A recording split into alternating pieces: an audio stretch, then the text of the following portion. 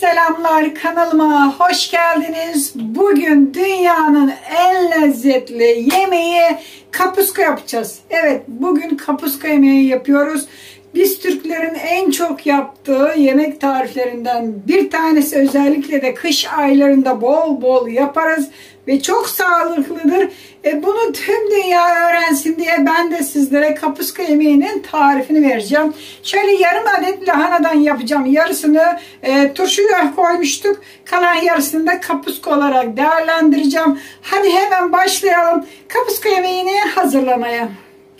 Evet, şöyle yarım lahanadan yapacağım dediğim gibi. Şöyle bu lahana 1-2 gün oldu ben doğrayalı ya. Şöyle hemen buradan buralarını aldıralım. Bunları çöpe atalım. Hemen böyle tepsimi getiriyorum. Tepsimin içine şöyle üstündeki yaprakları bir alıyorum. Hemen bakın, şimdi lahanamı doğrayacağım. Şöyle doğruyoruz.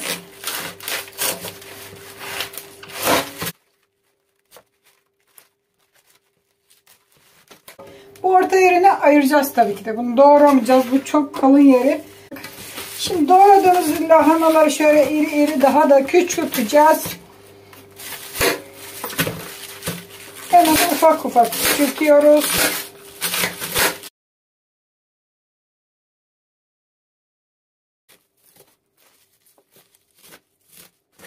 Gibi ufak parçalara böldüm. Şimdi hemen lahanalarımızı yıkayalım.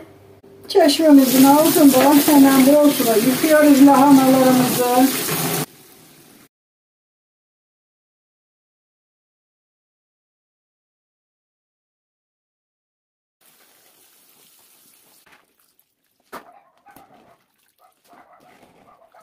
Evet, lahanaları yıkadık. Hemen tenceremizi alıyoruz. Tenceremize şöyle bir baş soğan doğrayacağız arkadaşlar. Hemen ben bıçağımı alıyorum ve yemeklik bir şekilde soğanları doğruyorum.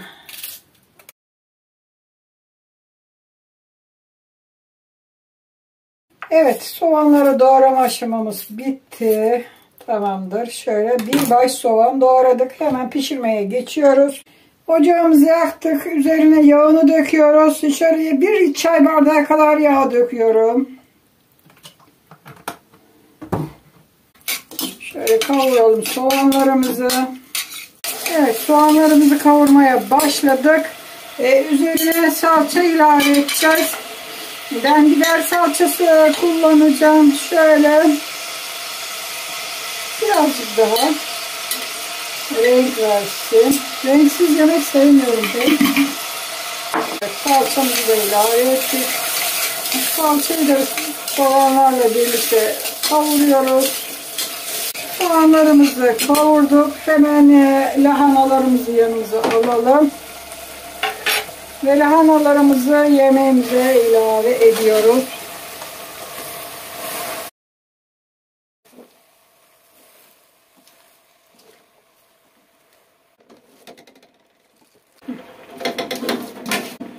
Tamamdır. Lahanalarını koyduk. Şimdi üzerine böyle birazcık tuz atıyoruz. Yemeğin tuzunu. Biliyorsunuz sebzelerde tuz ilk önce atılır. Evet, kapağını da şöyle kapatıyoruz. Zaten birazdan inecek bu aşağı. Şöyle kapalı bir şekilde yavaş yavaş kavrulsun arkadaşlar.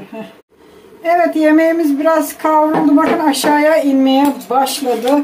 Şimdi yavaş yavaş şöyle yukarıdan aşağıya indirerek karıştıracağız arkadaşlar, usul usul. Soğanlar yanmasın. Şöyle bir hafif kıpırdatalım bakalım.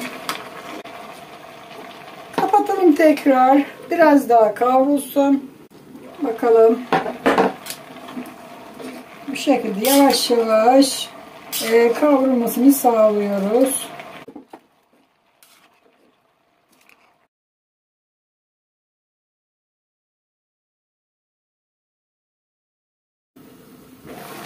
Evet. Artık baya bakın yumuşadı, azaldı. Artık yemeğimizin su verme aşaması geldi. Bu kadar kavurmak yeterli. Yarı yarıya yumuşattık lahanaları.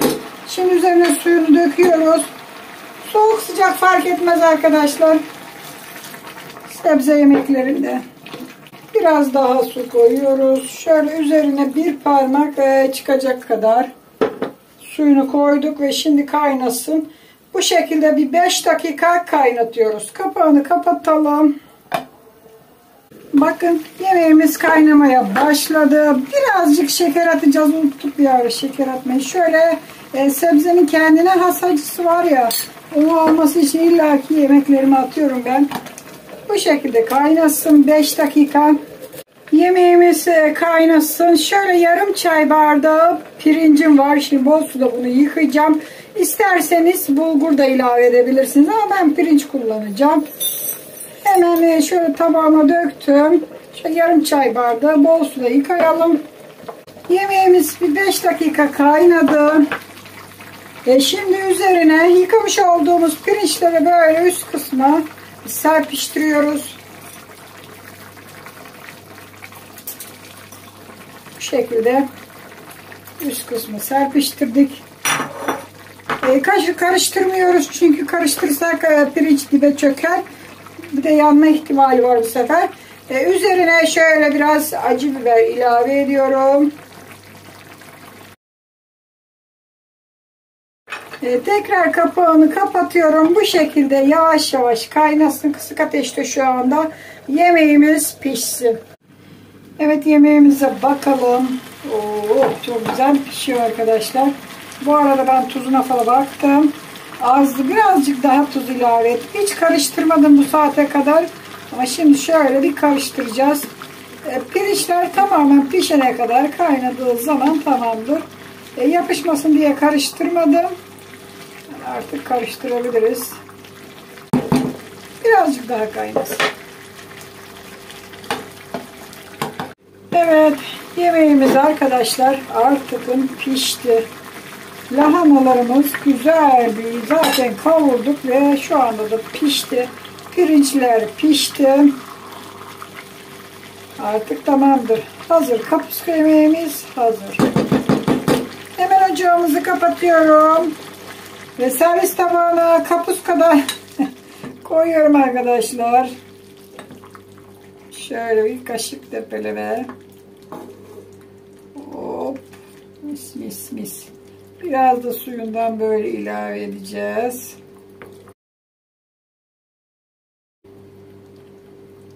Şöyle acı biberi de üzerine.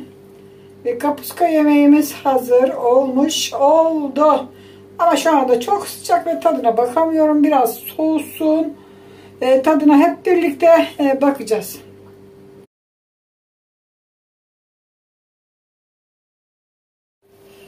Evet, biraz soğudu ama şu anda sıcak. Bir tadalım bakalım nasıl olmuş.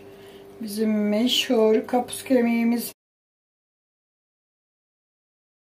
Evet, tadalım bakalım kapuska yemeğini.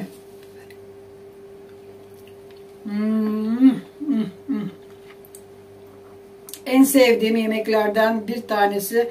Kış aylarında bol bol yapın. Çok da sağlıklı. Bir de dünyanın en lezzetli yemeği kapuska. Süper. Herkes denesin. Umarım beğenmişsinizdir kapuska yemeği tarifimi. Siz de yaparsınız bu kış aylarında ve bu güzel lezzetli yemeğin tadına siz de varmış olursunuz. Hadi videomu burada bitiriyorum. Her zaman olduğu gibi. Ne diyoruz? Kanalıma abone değilseniz abone oluyorsunuz. Aboneyseniz de bildirimleri açmayı unutmuyorsunuz. En güzel videolarımdan hemen haberiniz olsun. Haydi hoşça kalın. Kendinize iyi bakın. Sağlıcakla kalın. Güzel tariflerde görüşmek üzere.